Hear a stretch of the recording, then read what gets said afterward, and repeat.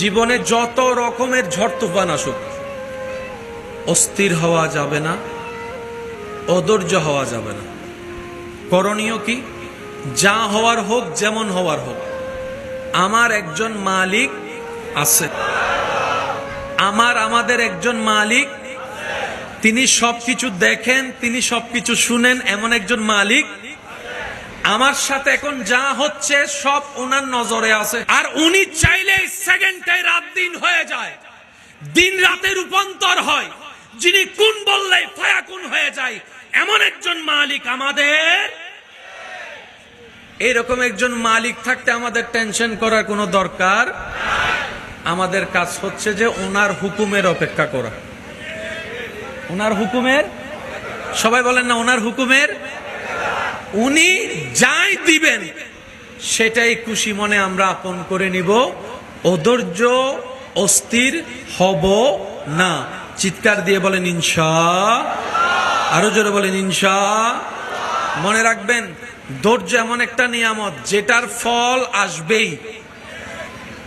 ধৈর্যের ফল এটা আপনার চাচা, জেঠা, কাকা, মামা যতই যারাই অত্যাচার করুক না কেন,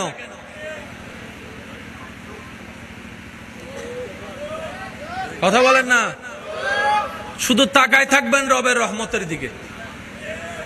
বিশ্বাস করেন ভাই, আপনার জন্য পৃথিবীর সবাই যদি দরজা বন্ধ করে দেয়, 100টা দরজা যদি বন্ধ হয়, রাস্তা বন্ধ হয়, লিখে রাখেন 1000টা দরজা রাস্তা আপনার আল্লাহ আপনার জন্য খুলে দিবে। আমি আপনার এলাকা সম্পর্কে তেমন ভালো জানি না, সবাইকে আমি চিনি না, তবে আমি বলছি আপনারা একটু মিলাই দেখেন। এই এলাকায় এমনও কিছু বর্তমানে দনওয়ালা মানুষ আছে যারা একসময় বাতের বাতও পায়নি। নাই মনে হয় নাই।